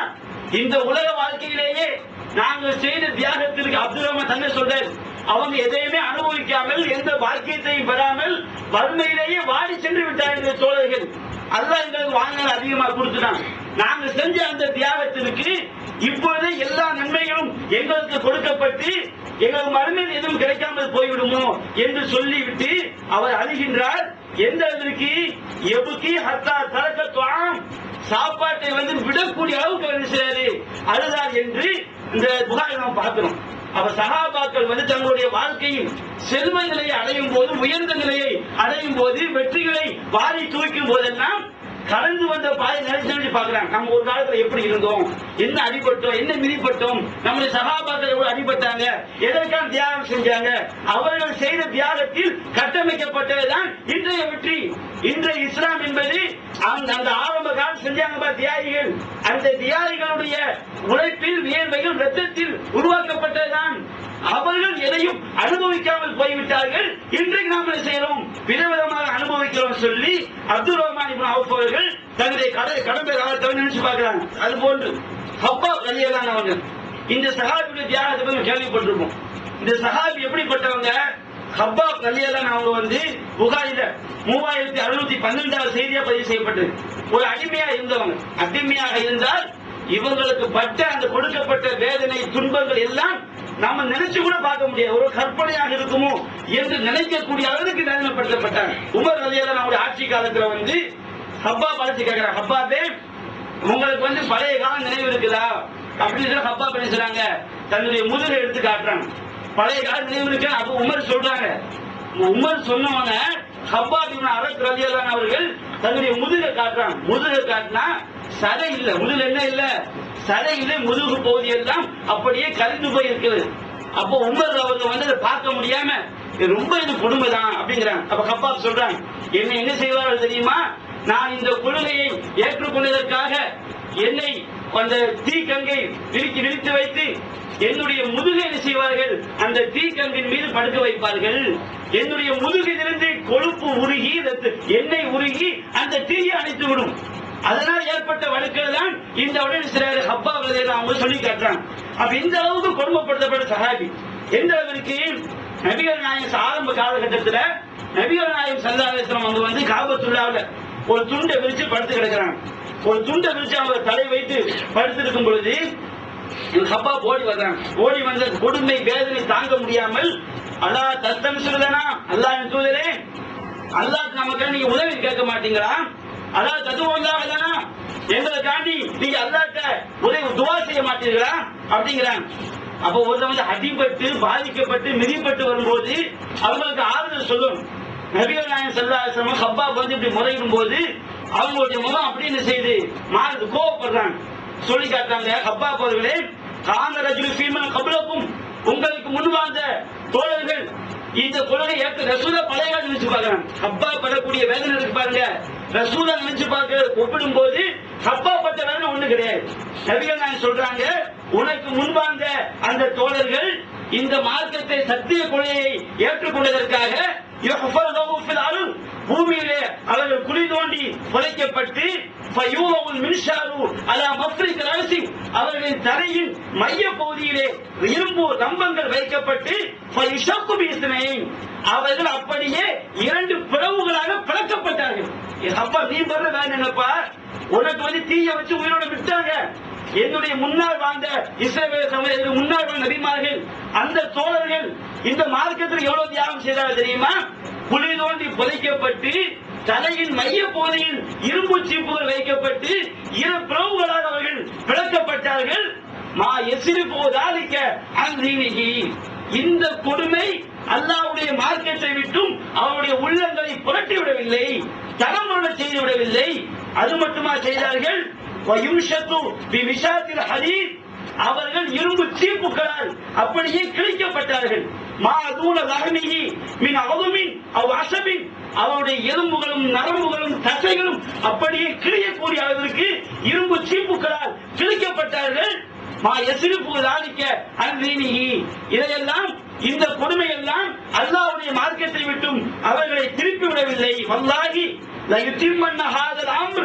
அல்லாஹ்வே சத்தியமாக சொல்கிறேன், இந்த கொள்கையை, இந்த மார்க்கத்தை அல்லாஹ் ஒரு நாள் முழுமைப்படுத்துவான். எப்படி அல்லாஹ் முழுமைப்படுத்துவான்? ஹத்தா யஸீர ராகிபு மின் சன்ஆ இலா ஹத்ரமௌத். பயணம் செய்யக்கூடிய ஒருவன் சன்ஆ என்கின்ற நகரத்திலிருந்து ஹத்ரமௌத் என்கின்ற நகரம் வரை தன்னந்தனியாக செல்வான். லா யஹாஃபு இல்லல்லாஹ். அல்லாஹ்வை தவிர வேறு யாருடைய பயமும் அவனுக்கு இருக்காது. அப்படி ஒரு காலம் வரும் என்று நபி நினைச்சாங்க. ஹப்பாப் சொல்றான். அந்த அளவிற்கு ஹப்பாப் ரலியல்லாஹு அவர்கள் செஞ்ச தியாகம் சாதாரண ஒரு தியாகம் கிடையாது. அப்ப அந்த ஹப்பாப் கடைசி காலகட்டத்தில் ஆரம்பத்தில் பதிவு செய்யப்பட்டிருக்கு. ஹப்பாபுடைய வீட்டுக்கு ஒரு சஹாபி போறான். மரண தருவாயில இருக்கும்போது அந்த ஹப்பாபுடைய வீட்டுக்கு போகும்போது அந்த ஹப்பாப் சொல்லி காட்டுறாரு, பழைய காலம் நினைச்சு பார்க்கிற வழக்கத்தில் ஆயத்துணி மா ரசூலுல்லாஹி ஸல்லல்லாஹு அலைஹி வஸல்லம் மா அம்லிக்கு திருஹமன். ரசூலுல்லாஹோட நான் இருக்கும்போது என்னை நான் நினைத்து பார்க்கிறேன், எனக்கு ஒரு திருகம் கூட சொந்த சொத்து கிடையாது, ஒரு திருகம் கூட சொந்த காசு கிடையாது. ஆனால் இன்றைக்கு என்ன நிலைமை? என்னுடைய வீட்டு மூலையிலே 40,000 திருகம் இருக்கிறது. ஹப்பா எவ்வளவு பெரிய வெற்றி பாருங்க சஹாபாக்கள். ஹப்பா அவர்கள் இவ்வளவு கொடுமைப்படுத்தப்பட்ட அந்த சஹாபி மரண தருவாயில் இருக்கும்போது வீட்டு மூலை 40,000 திருகம் கட்டி வைக்கப்பட்டிருக்கிறது. அவர் சொல்றாரு, அப்பா நினைச்சு பார்க்கிறார், எனக்கு இன்னைக்கு 40,000 திருகம் என் வீட்டுல மௌத்தாகும் போது இருக்குது. அந்த கஃபன் துணியை கொண்டு வர்றாங்க. அந்த சஹாபி கஃபன் துணியை வச்சிருக்கிறார். அந்த கஃபன் துணியை பார்த்துட்டு அவர் அழுகுறார். அப்பா மரண தருவாயில் இருக்கும் போதுதான் இவர் சொல்றார், அன்னைக்கு ஒரு திருகம் எனக்கு இல்லாம இருந்தது, இன்னைக்கு என் வீட்டு மூலையில 40,000 திருகம் இருக்கிறது. ஆனால் கஃபன் துணியை பார்த்து விட்டு அதனுடைய அது பெரிய கஃபன் துணியா இருக்குது. அப்பா அவர் சொல்றாரு, என்னுடைய நண்பர் முஸஅப் இப்னு உமைர் உஹது போரில் கொல்லப்பட்டாரே, அப்துல் ரஹ்மான் இப்னு அவுஃப் நினைச்சு பார்த்தாங்க பாருங்க. அதே மாதிரி ஹப்பாப் நினைச்சு பார்க்கறாங்க, என்னுடைய நண்பர் உஹது போரில் கொல்லப்பட்டாரே, அவரை அடக்கம் பண்றதுக்கு கஃபன் துணி இல்ல. தலையை மறைச்சா கால் தெரியுது, காலை மறைச்சா தலை தெரியுது, தலையை மறைத்து விட்டு காலுக்கு இடுகள் என்கின்ற புல்லை வைக்கிறார்கள். அவரை அடக்கம் செய்தோம். ஹம்சாவை அடக்கம் செய்வதற்கு அவருக்கு துணி இல்லை. ஹம்சாவிற்கும் தலையை மறைச்சா கால் தெரியுது, காலை மறைச்சா தலை தெரியுது. நாங்க தலையை மறைச்சிட்டு காலில் இடுகள் என்கிற புல்லை வச்சு அடக்கம் பண்ணோம். இன்னைக்கு எங்களுக்கு எவ்வளவு பெரிய வெற்றி! என்னுடைய வீட்டு மூலை 40,000 திருகங்கள் இருக்கக்கூடிய அளவிற்கு அல்லாஹ் எங்களுக்கு வெற்றியை தந்திருக்கின்றான் என்று பழையதாவது நினைத்து பார்த்து, இந்த அளவுக்கு வெற்றி கிடைச்சதுனால நமக்கு மறுமை பாக்கியம் கிடைத்து விடாமல் போய்விடுமோ என்று செய்கிறார்கள். ஹப்பாப் ரலியல்லாஹு அவங்க மரண தருவாயில அவங்க கண்ணீர் வடித்த அந்த சரித்திரத்தை எல்லாம் நாம் பார்க்கின்றோம். கடந்த கால வாழ்க்கையெல்லாம் அந்த சஹாபாக்கள் மறந்து விடவில்லை. நம்முடைய உள்ளத்தில் ஒவ்வொரு வினாடியும் ஒவ்வொரு நாள் பொழுதும் அந்த கடந்த கால வாழ்க்கையை அவர்கள் கடந்து வந்த பாதையை நினைத்து பார்த்திருக்கின்றார்கள். அது மட்டுமல்ல, அம்மார் ரலியல்லாஹு அவர்கள் இந்த சஹாபியுடைய சரித்திரத்தை பத்தி நாம கேள்விப்பட்டிருக்கோம். எந்த அளவுக்கு இந்த சஹாபி கொடுமைப்படுத்தப்பட்டாங்க அகமது என்ற கிரந்தத்திலே பதிவு செய்யப்பட்டிருக்கு. உஸ்மான் அவர் சொல்றாங்க, எந்த அளவுக்கு அம்மாவை பார்த்த உடனே உஸ்மான் ரலியல்லாஹு சொல்றாங்க, அக்பல்து மா ரசூலுல்லாஹி ஸல்லல்லாஹு அலைஹி வஸல்லம், நானும் அல்லாஹ்வுடைய தூதரும் மக்கா மாநகரத்துல பத்துஹாங்கிற தெருல நாங்க நடந்து போவோம். நடந்து போகும்போது அத்தா அலா அபிஹி, இந்த அம்மாவுடைய தகப்பனாரை நாங்கள் கடந்து செல்வோம். உம்மிஹி, இவருடைய தாயை நாங்கள் கடந்து செல்வோம். இவர் இந்த அம்மாவை நாங்கள் கடந்து செல்வோம். இஸ்லாத்திற்காக குடும்பத்தோடு அடிமை என்பதற்காக குடும்பத்தோடு வேதனைப்படுத்தப்பட்ட குடும்பம் யாருடைய குடும்பம்? அம்மா அவங்களுடைய குடும்பம். அம்மா ரலியல்லாஹு குடும்பம். அவங்களுடைய தகப்பனார் யாசிர் ரலியல்லாஹு அவர்கள், தாயார் சுமையா ரலியல்லாஹு அவர்கள், இந்த சுமையாங்கிற பேர் தௌஹீது பிரச்சாரத்துக்கு ஆரம்ப கட்டத்துல இந்த சரித்திரத்தை சொல்ல காரணத்தினால் நிறைய சுமையாங்கிற பேரை வச்சோம். இப்ப நமக்கு பேர் வைக்கிறது எப்படி வருது? ரெக்ஸ், லக்ஸ், ரெக்ஸோனா இந்த மாதிரி பேரா கேட்கிறாங்க. அசத்து எங்களுக்கு வந்து பேர் இருக்கும். இந்த ஊர்ல யாரும் வச்சிருக்க கூடாது, உலகத்துல எங்க இருக்க கூடாது. ஆனா அந்த பேரை பார்த்து அப்படி இருக்கணும், லக்ஸ், ரெக்ஸோனா இந்த மாதிரி சொல்ற மாதிரி செய்யணும், இருக்க வேணும். இப்படி ஒரு பேரை சொல்லணும்னு கேட்கணும். அப்ப இந்த சஹாபாக்கள் தியாகத்தை நினைச்சு பார்க்க இந்த பேரை நம்ம வைக்கணும். எவ்வளவு பெரிய தியாகம். இந்த உஸ்மான் சொல்றாங்க, நாங்க வந்து இப்படி போகும்போது அபு அம்மார் யாரு? யாசிர் ரலியல்லாஹு அவர்கள். அவங்க வந்து வேதனைப்படுத்தப்படுறாங்க, நெருப்ப வச்சு சுட்டு வேதனைப்படுத்துற. அப்ப யார சூழல்லாம் அது தகுனு ஹாக்கலா, அல்லாஹ்வின் தூதரே காலமெல்லாம் இப்படித்தான் இருக்குமா? நம்ம சத்திய கொள்கைதான் அல்லாஹ் நமக்கு நம்மோடு தான் அல்லாஹ் இருக்கிறான். அல்லாஹ் நம்மோடு இருக்கிறான்னு சொன்னா நமக்கு எதுக்கு இந்த வேதனை? அது தகுனு ஹாக்கலா, காலமெல்லாம் இப்படித்தான் கழியுமான்னு கேட்கிறாங்க. அப்ப நபிகள் நாயகம் சொல்லி காட்டுறாங்க, யுஸ்பிர், நீங்கள் பொறுமையாக இருங்கள். அல்லாஹ் மக்ஃபிர் லி ஆலி யாசீர், அல்லாஹ்வே இந்த யாசீருடைய குடும்பத்துடைய பாவத்தை நீ மன்னிப்பாயாக. உடனே அல்லாஹ் சொன்னானா, அது ஃபால்து, நான் அவ்வாறு செய்து விட்டேன். நபிகள் நாயகம் துஆ செய்றாங்க, அல்லாஹ்வே யாசீருடைய குடும்பத்தை மன்னிப்பாயாக. அல்லாஹ் சொன்னான், வகல் ஃபால்து, நான் அவ்வாறு செய்து விட்டேன், அந்த குடும்பத்தை மன்னித்து விட்டேன். அப்ப இந்த அளவுக்கு அம்மா ரலியல்லாஹு அன்ஹுடைய குடும்பம், அவருடைய தகப்பனார் கொடுமை ரசூலுல்லாஹ்வுடைய கண் முன்னால் என்ன செஞ்சாங்க? கொடுமைப்படுத்தப்பட்டாங்க. ரசூலுல்லாஹ் தலைவர், சஹாப், நபி, அல்லாஹ்வுடைய தூதர், இவங்க கண் முன்னாடி கொடுமைப்படுத்தப்படுறாங்க. ரசூலுல்லாஹ் ஒண்ணும் செய்ய முடியல. அது போன்று ஹாக்கிமில் பதிவு செய்யப்பட்டிருக்கு, நபிகள் நாயகம் ஸல்லல்லாஹு அலைஹி வஸல்லம் அவர்கள் மர்ரபி அம்மாரின் வஹலிஹி வஹும் யஸிமூன், அம்மாரையும் அவருடைய குடும்பத்தையும் அவர்கள் வேதனைப்படுத்தப்பட்டுக் கொண்டிருக்கும் போதே நபிகள் நாயகம் கடந்து போறாங்க. நபிகள் நாயகத்துக்கு ஒரு பாதுகாப்பு, அபூபக்கர் ரலியல்லாஹு அன்ஹுவுக்கு ஒரு பாதுகாப்பு, உமருக்கு ஒரு பாதுகாப்பு. என்ன பாதுகாப்பு? இவங்க எல்லாம் நல்ல பெரிய குலத்தை சார்ந்தோம், குறைசி குலத்தை சார்ந்தோம். இவங்க மேல கையை வச்சா நமக்கு சப்போர்ட்டுக்கு யாரு இருக்கா? அந்த கொள்கையை பார்க்காம குடும்பங்கள் பேர்ல வரக்கூடிய மக்கள் இருந்தாங்க. அப்ப இந்த மாதிரி ஒரு சப்போர்ட் யாருக்கு இருந்தது?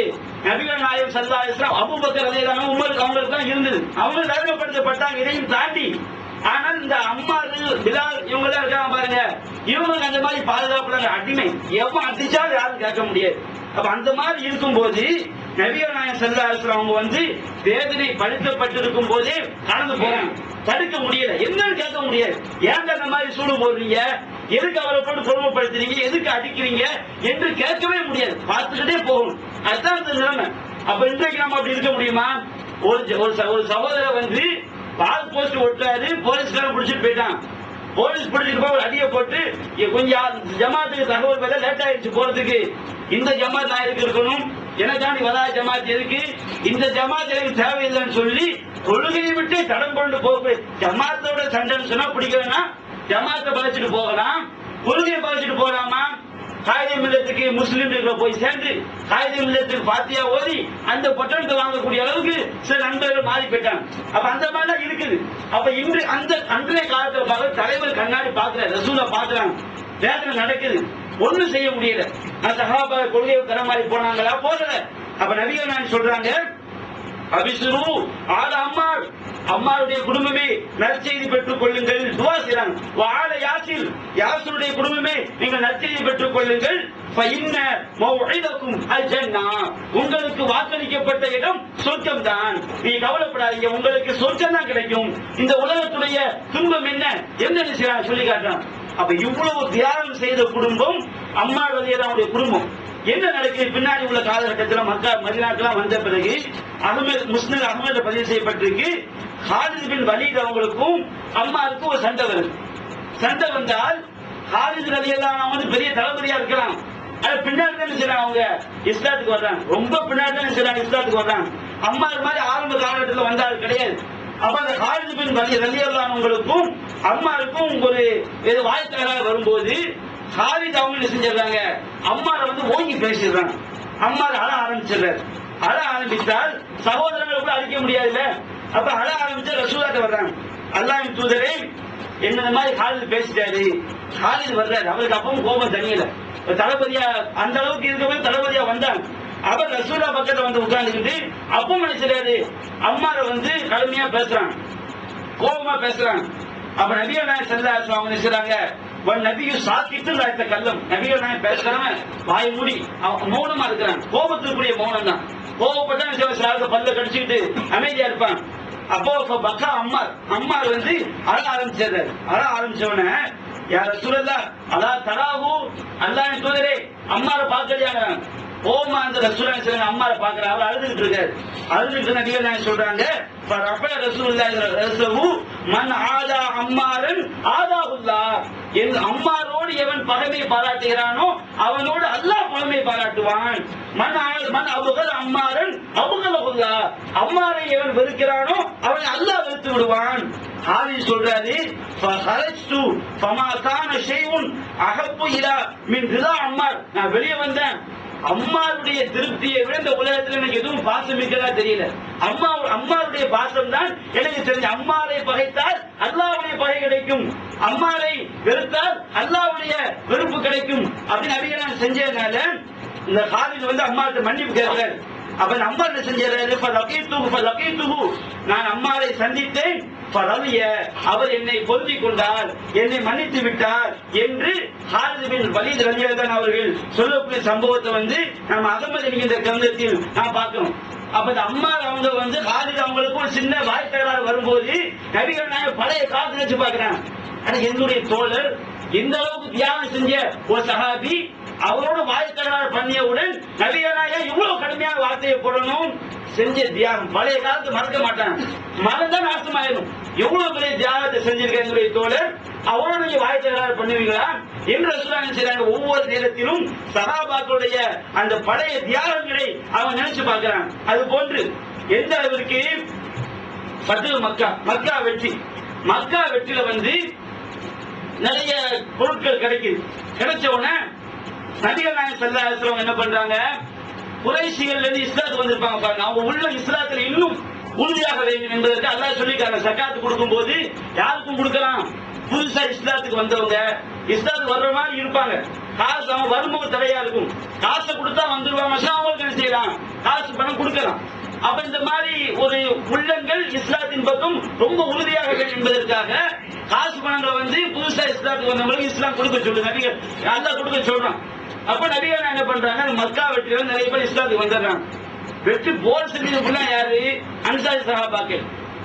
கிடைச்ச காசு புள்ள என்ன செய்யறாங்க, இந்த புதுதாக இஸ்லாத்தை ஏற்றுக்கொண்ட மக்கள் அவங்களுக்கு வந்து நம்ம நிறைய கொடுத்தாதான் இன்னும் செய்வாங்க, உறுதியா இஸ்லாத்தை இருப்பாங்கன்னு சொல்லி நபிகள் நாயகம் அந்த பொருட்களை புல்லா அவங்களுக்கு கொடுக்குறாங்க. இப்படி கொடுத்தவன இந்த அன்சாரிகள்ல சில கூட்டம் என்ன பண்றாங்கன்னு சொன்னா, அவங்க இதை பார்த்துட்டு இன்ன சியூஃபுனா தப்துருமின் திமாய குறைஷ், எங்களுடைய வாள்கள் எல்லாம் குறைஷின் ரத்தத்தினால் சொட்டி கொண்டிருக்கிறது, ஆனால் துரத்துவாலேயும் எங்களுக்கு வர வேண்டிய அந்த கனிமத் பொருட்கள் அவர்களுக்கு கொடுக்கப்பட வேண்டுமா, எங்க வாழ் ரத்தத்துல வடிஞ்சுக்கிட்டு இருக்கு, நாங்க போர் செய்து வெற்றியை கொண்டு வந்திருக்கிறோம், இங்க ரசூலுல்லாஹி செய்றாங்க கனிமத்தை போல அவங்களுக்கு கொடுக்குறாங்கன்னு சொல்லி அந்த குறைஷி அந்த அன்சாரி சஹாபாக்கள்ல ஒரு சில இளைஞர்களுக்கு அந்த பழைய வாழ்க்கை தெரியாதுல்ல, ஒரு சில இளைஞர்கள் பேசுறாங்க, பெரிய பெரிய சஹாபிகள் அப்படி பேசல, ஒரு சில இளைஞர்கள் வந்து அப்படி பேசுற உடனே நபிகள் நாயகம் செய்தி கிடைச்சது. அன்சாரிகளை புள்ள அழைக்கிறாங்க, அழைச்சு கேட்கிறாங்க, யா மாஷர அன்சார், அன்சாரிகளே நீங்க இப்படிலாம் சொன்னீங்களப்பா, அல்லாஹ்வின் தூதரே நாங்க அப்படி சொல்லல, எங்களுக்கு குறைஞ்ச வயசு உள்ளவங்க என்ன செஞ்சிட்டாங்க, யோசிக்காம பழைய காலத்தை பத்தி தெரியாம என்ன செஞ்சிட்டாங்க, அவங்க இப்படி சொல்லிட்டாங்க. அப்ப நபிகள் நாயகம் சொல்றாங்க, யா மாஷர அன்சார், அன்சாரிகளே அதை மஜிதுக்கும் நுல்லாலன், நீங்கள் எல்லாம் நீங்கள் நேரிய வழியை தெரியாமல் இருந்தீர்கள், வழிகேட்டில் இருந்தீர்கள், அல்லாஹ் என்னை கொண்டு உங்களுக்கு நேர்வழி காட்டினான், நீங்கள் பல பிரிவினர்களாக இருந்தீர்கள், என் மூலம் அல்லாஹ் உங்களுக்கு மத்தியில் ஒரு நேச பாசத்தை உண்டாக்கினான், நீங்கள் எல்லாம் ஏழைகளாக இருந்தீர்கள், அல்லாஹ் என்னை கொண்டு உங்களை செல்வ வசதிப்படுத்த அல்லாஹ் மாற்றினான் என்று ரசூலுல்லாஹ் சொல்லிக்கிட்டே வர்றாங்க. பழைய காலம் நினைவுறாங்க, பழைய காலம் நினைச்சு பாருங்கப்பா, இன்னைக்கு நான் கொஞ்சம் கொடுத்த உடனே எங்களுக்கு எல்லாம் அங்க கொடுத்து நீங்க சொல்றீங்களே, சஹாபாக்கள் பெரிய சஹாபாக்கள் சொல்லல, சின்ன சஹாபாக்கள் சொல்லியிருக்கிறாங்க, ஆனால் பழைய காலம் நினைச்சு பாருங்க, பெரிய சஹாபாக்கள் சொல்றாங்க, அல்லாஹ்வின் ரசூலுல்லாஹ் ஒவ்வொன்றையும் சொல்லும் போது அல்லாஹ்வின் தூதரே நீங்க தான் உபகாரம் பண்ணீங்க, நீங்களும் அல்லாஹ்வும் நீங்க தான் உபகாரம் பண்ணீங்க, நாங்க மறுக்க முடியாது, நீங்க சொல்ற மாதிரி ஏழைகளா இருந்தோம், வழிகேட்டில இருந்தோம், பல கூட்டமா இருந்தோம், நீங்க வந்த பிறகுதான் உங்க மூலமா தான் எங்க செல்வங்க நாங்க ஆனோம், நாங்க வந்து ஒன்றுபட்டோம், எங்களை மத்திய பகமையெல்லாம் நீங்குச்சு. பழைய காலம் சொல்லிட்டு சகாபாக்கள் செஞ்ச தியாகத்தையும் விடக்கூடாதுல்ல, அன்சாரிகள் செஞ்ச தியாகத்தையும் நபிகள் சொல்லி காட்டுறாங்க. நீங்கள் விரும்பினால் நீங்க செய்த உபாதை நீங்க சொல்லலாம். நீங்க ஒண்ணும் இல்லாம தானே வந்தீங்க, நாங்க தானே வீடு தந்தோம், நாங்க தானே இடம் தந்தோம், நாங்க தானே இந்த ஊர் நாட்டில் வாழ வச்சோம் என்று நீங்க சொல்லலாம். அதை நான் மறக்க மாட்டேன் என்று சொல்லிவிட்டு நபிகள் சொல்லி காட்டுறாங்க. நான் உங்களை எந்த அளவுக்கு நேசிக்கிறேன் தெரியுமா? அப்ப கதா தர்லோன இந்த மக்கள் எல்லாம் ஆடுகளையும் ஒட்டகங்களையும் ஓட்டிக்கொண்டு செல்கிறார்கள். நீங்கள் அல்லாஹ்வுடைய நபியாகி என்னையே உங்களை வீட்டுக்கு கொண்டு போறீங்க. அவனை 6 மாதம் கொடுத்திருக்கிறேன், உங்களை நான் விட்டுட்டு போவனா? நீங்க எவ்வளவு தியாகம் பண்ண மக்கள், நீங்க அல்லாஹ்வுடைய நபியாகிய என்னை உங்களுடைய வீட்டிற்கு கொண்டு செல்கிறீர்கள். லவ்தல் ஹிஜ்ரத்து மட்டும் இல்லாமல் இருந்திருந்தால், மக்காவிலிருந்து மதீனாவுக்கு வந்தேன் என்கின்ற அந்த ஹிஜ்ரத்து மட்டும் இல்லாமல் இருக்கும் என்று சொன்னால்,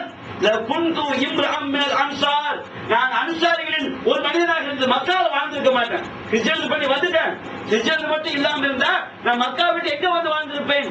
மதீனாவில் வந்து ஒரு அன்சாரியாக நான் வாழ்ந்திருப்பேன். இந்த மக்கள் எல்லாம் எல்லா மக்களும் அவர்கள் ஒரு கணவாய் வழியாக ஒரு பள்ளத்தாக்கு வழியாக சென்றால் சரக்கு வாரியர் அன்சாரிகளாக நீங்கள் எந்த பாதையை செல்கிறீர்களோ அந்த பாதையில் தான் நான் செல்வேன். மக்கள் அது அன்சார் மக்கள் அன்சாரிகளாக நீங்கள் தான் என்னுடைய மானம் காக்கக்கூடிய ஆடைகள், என்னுடைய உள்ளாடைகள் மானத்தை காக்கும். ஆனால் வன்னாசு திசார் அந்த மக்கள் இருக்கிறார்களே அவன் என்னுடைய மேலாடு தான், அலங்காரத்துக்கு போற ஆடை, என்னுடைய மானத்தை காக்கிற ஆடை யாரு? அன்சாரிகளாகிய நீங்கள் தான் என்று நபிகள் நாயகம் ஸல்லல்லாஹு அலைஹி வஸல்லம் அவர்கள் அன்சாரியுடைய பழைய தியாகத்தை நினைத்து அவங்களுக்கு என்ன செய்றாங்க? அவங்களுடைய பழைய காலத்தை நினைச்சு அவங்களை உபதேசம் பண்ணி காட்டுறாங்க. அப்ப நாம என்ன செய்யணும்? நமக்கு என்ன படிப்பினை இருக்கிறது? நபிகள் நாயகம் ஸல்லல்லாஹு அலைஹி வஸல்லம் அவர்கள் தன்னுடைய வாழ்க்கையின் ஒவ்வொரு காலகட்டத்திலும் தன்னுடைய சகாபாக்கள் செய்த தியாகங்களை வந்து அவங்க மறக்கல. சகாபாக்களும் பழைய காலத்தை மறக்கல. தன்னுடைய அதிகாரிகள் கஷ்டப்படக்கூடியவங்க ஒரு தப்பு செய்யும் போது அவங்க படக்கூடிய கஷ்டத்தை அவங்க செய்ய மறக்கல. அப்படின்னு கடந்து வந்த பாதையை ஒருவர் செய்யக்கூடிய தியாகத்தை நினைத்திருந்தால்தான் நாம செல்லக்கூடிய வழியும் சரியாக இருக்கும். அல்லாஹ்வுடைய உதவி நமக்கு என்ன செய்யும்? கிடைக்கும். கடந்த காலத்தை நினைச்சு பார்க்கணும். அப்படி நம்ம கடந்த காலத்தை மறந்துதான் வச்சிருக்க அல்லாஹ் நம்ம பழைய நிலையை கொண்டு போய் சேர்த்துருவோம். நபிகள் நாயகம் ஸல்லல்லாஹு அலைஹி வஸல்லம் வந்து சஹாபாக்களுக்கு இதை பாடமா சொல்லி கொடுத்துட்டே வந்திருக்காங்க. நபிகள் நாயகம் காலத்துல வந்து நபி சஹாபாக்கள் போதிக்கிறாங்க. இஸ்ரவேல் சமுதாயத்துல 3 பேர்கள் இருந்தார்கள். யாரெல்லாம்?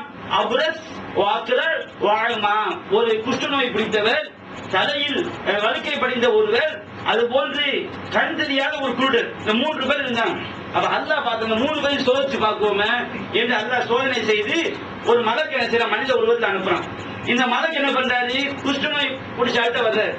வந்து கேட்கிறார், உனக்கு என்னப்பா வேணும் அப்படின்னு கேட்கிறார். அந்த குஷ்டநோய் சொல்ல, எனக்கு குஷ்டநோய் பிடிச்சிருக்குது, தோல் ரொம்ப அழுக்கா இருக்குது, மக்கள் எல்லாம் என்ன பார்த்து வெறுத்து போறாங்க, எனக்கு அற்புதமான தோல் வேணும் அப்படிங்கிறாங்க. அப்ப அந்த மலக்கு அல்லாஹ் துஆ செய்யறாரு. அவருக்கு அந்த நோய் எல்லாம் நீங்கி நல்ல தோல் வந்தது, ரொம்ப அழகேசனா மாறிடுறாரு. அடுத்த மலர் கேட்கிறாரு, உனக்கு வேற என்னப்பா வேணும்? எனக்கு ஒரு ஆடு மாடு ஒட்டகம் இருந்தா என்ன செய்வேன்? எதையாவது வச்சு பழச்சுக்கிடுவேன். அப்ப அவருக்கு வந்து குட்டி போடுற மாதிரி ஒரு ஒட்டகத்தை கொடுத்துட்டு போறாரு. அடுத்து யார்கிட்ட வர்றாரு? இந்த தலையில முடி இல்லாம அழுத்த தலையா இருக்காரு, அவர்கிட்ட வர்றாங்க. அந்த காலத்துல இன்றைக்கு அது ஒரு குறை இல்ல. நபிகள் எங்க காலத்துல இருந்துருக்கு, எல்லாம் சிரிக்கிறீங்க, அது ஒரு குறையா இருந்திருக்கு. அப்ப இஸ்ரவேல காலத்துல அப்ப என்ன பண்றாங்க? அந்த வழக்க தலையிட்ட வந்து கேட்கறாங்க, உனக்கு என்னப்பா வேணும்? எனக்கு தலை ஃபுல்லா முடியெல்லாம் கொட்டி போச்சு. இப்போ அது ஒரு குறையா தானே இருக்குது. அது விளம்பரம் தான் பாக்குறோம். ஒரே நாளில் 3 மணி நேரத்துல செஞ்சிடும், முடி முளைச்சிருந்தா விளம்பரம் போடுறேன். உனக்கு என்னப்பா வேணும்? எனக்கு வந்து தலையெல்லாம் முடியெல்லாம் கொட்டி போச்சு, எனக்கு முடி வேணும். அவன் மலைக்கு அல்லாஹ் துஆ செய்றாரு. அப்ப இது ஒரு பாக்கியம் தெரியுது. இந்த வழுக்கு அல்லாவே ஒரு பாக்கியமா சொல்றதுனால இதுல ஏமாத்துவாரு. இந்த வழுக்கத்துல முடி முளைக்கு சொல்றாங்க பாருங்க, இது ஒரு மனிதனா முயலக்கூடிய காரியமானது. பாக்கியம் மலக்க அனுப்பி அதை செய்ய வேண்டியது இல்லை. அப்ப இந்த ஹதீஸை வச்சு பார்க்கும்போது தெரியுது, இந்த வழுக்கத்துல யாரெல்லாம் முடி முளைக்கு சொல்றாங்க அவங்க ஏமாத்துறாங்க.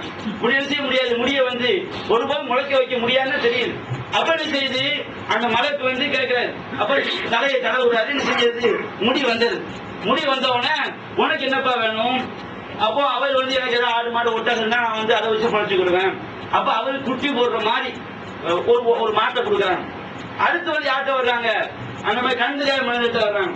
உனக்கு என்னப்பா வேணும்? எனக்கு வந்து கண் இல்ல, அல்லாஹ் எனக்கு கண் பார்வை தந்தால் நான் அல்லாஹ் படைத்த படைப்புகளை பார்த்தேன், அல்லாஹ்வுக்கு நன்றி செலுத்துவேன் அப்படின்னு சொல்றாரு. அப்ப அந்த மலைக்கு அல்லாஹ் துஆ செய்து ஒரு கண் பார்வை கிடைச்சது. கண் பார்வை கிடைச்ச உடனே உனக்கு என்னப்பா வேணும், எனக்கு ஆடு மாடு ஒட்டது ஏதாவது இருந்தா நான் என்ன செய்வேன், அதை வச்சு பழிச்சுக்கிடுவேன். அப்ப அவருக்கு என்ன செய்ய, குட்டி போடுற மாதிரி ஒரு ஆடு. காலங்கள் போகுது, அந்த ஒட்டகம் குட்டி போட்டு அது எல்லாம் ஒட்டக மந்தையாயிரு. அந்த மாடு குட்டி போட்டு மாட்டு மந்தையாயிரு. ஆடு குட்டி போட்டு பெரிய மாட்டு ஆட்டு மந்தையாயிரு. அப்ப அல்லாஹ் பார்க்க திரும்ப இவங்களை சோதிக்கணுமா இல்லையா? அப்ப இந்த குஷ்டநோய் பிடிச்ச ஆள்கிட்ட வந்து மலைக்கு குஷ்டநோயாவே வந்து அனுப்புறான். அந்த மலைக்கு எப்படி வர்றாரு, குஷ்டநோயாளியே வர்றாரு.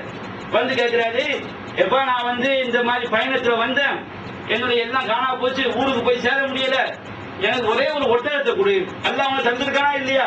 ஒரு ஒட்டகத்தை கொடு, நான் அதை வச்சு என் ஊர்ல போய் சேர்ந்துருவேங்கிறாரு.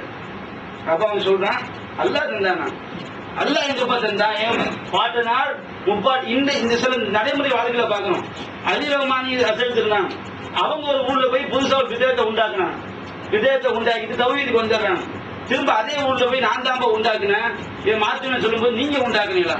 எங்க அல்லாஹ் காலத்துல இருந்து எங்க வாப்ப காலத்துல இருந்து என்ன செஞ்சது இது வந்துகிட்டு இருக்கு. அதுல அவர் சொல்லி சிரிக்கிறார், நான் தான்டா உண்டாக்குறேன், இல்லைங்க வாப்போடைய காலம் கிடையாது. அந்த மாதிரி அவன் சொல்றான், இது வந்து எங்க வாப்ப காலத்துல பரம்பரையா வந்து சொத்துங்கிறார். அவனே இவர் சொல்றாரு, அப்படி நீ சொல்வது உண்மை பொய்யாக இருக்கும் என்றால் அல்லாஹ் செய்யறவங்க பழைய மாதிரி ஆக்கட்டும்ங்கிறார். துவா செஞ்சுட்டு வந்துடுறாரு. அடுத்து என்ன செய்யறாரு, அந்த வழுக்கு தலையிட்ட போறாரு. அப்ப நீ இப்படி இருந்த, அல்லாஹ் உனக்கு வந்து நல்ல முடிய தந்தான், அல்லாஹ் உனக்கு ஒரு மாற்ற தந்தான், இது பெரிய செல்வன் ஆயிட்ட, நான் இப்படி வந்த வழியில ஊருக்கு திரும்பி போக முடியல, எல்லாம் எனக்கு என்னுடைய அனைத்து செல்வத்தை நான் இழந்துட்டேன், எனக்கு ஒரு மாற்ற கொடுப்பான்னு கேட்கிறாரு. அவர் சொல்றாரு, அல்லாஹ் தந்த மாடு தானே அப்படிங்கிறாரு. அல்லாஹ் தந்தானா? எங்க பார்க்க என்னுடைய பாட்டனார் காலத்திலிருந்து 34 காலத்திலிருந்து அக்காபின் என்னுடைய பரம்பரையா வரக்கூடிய சொத்து இது. எனக்கு அல்லாஹ் கல்லன் நினைச்சாரு. அல்லாஹ் நன்றி மறந்து பழைய காலத்தை மறந்து நினைச்சாரு சொல்றாரு. உடனே இந்த மலர் சொல்றாரு, நீ சொல்வது பொய்யாக இருக்கும் என்றால் அல்லாஹ் வந்து உன்னை பழைய மாதிரி என்ன செய்யட்டும் ஆக்கட்டும் சொல்றாரு. அடுத்து இந்த கண் தெரியாத மனிதத்தை வந்தாரு. அப்ப நீ கண் தெரியாம இருந்த, அல்லாஹ் உனக்கு கண் பார்வையை கொடுத்தான், உனக்கு அல்லாஹ் ஒரு ஆட்டை கொடுத்தான், இன்னைக்கு பெரிய ஆட்டு மந்தை ஆயிடுச்சு, நான் வந்த வழியில வந்து எனக்கு எல்லாம் பாதிப்பாயிடுச்சு, ஒரே ஒரு ஆட்டை கொடுப்பா, நான் என் ஊருக்கு போய் சேர்ந்துருவேன். அப்படியா? இதுக்கு இது அல்லாஹ் தந்த ஆடுதான், நான் கண் தெரியாம தான் இருந்தேன், அல்லாஹ் எனக்கு பார்வையை தந்தான், உனக்கு எவ்வளவு வேணுமோ எடுத்துக்க அப்படின்னு அவர் சொல்றாரு. அப்ப இந்த மலர் சொல்றாரு, உன்னுடைய 2 நண்பர்களும் தோற்று விட்டார்கள், நீ ஜெயித்து விட்டாய், நீ சொல்வது உண்மையாக இருந்தால் அல்லாஹ் உன்னை பழைய மாதிரியே உணவு அப்படியே அல்லாஹ் செய்யட்டும், புரள செய்யட்டும் அப்படிங்கிறான். அப்ப இது 2 மனிதர்களும் பழைய காலத்து மறந்துடுறாங்க, அல்லாஹ் நன்றி கிட்ட நடக்கிறாங்க, அல்லாஹ் பழைய மாதிரி அல்லாஹ் செஞ்சிடறான், மாற்றி விட்டுறான்.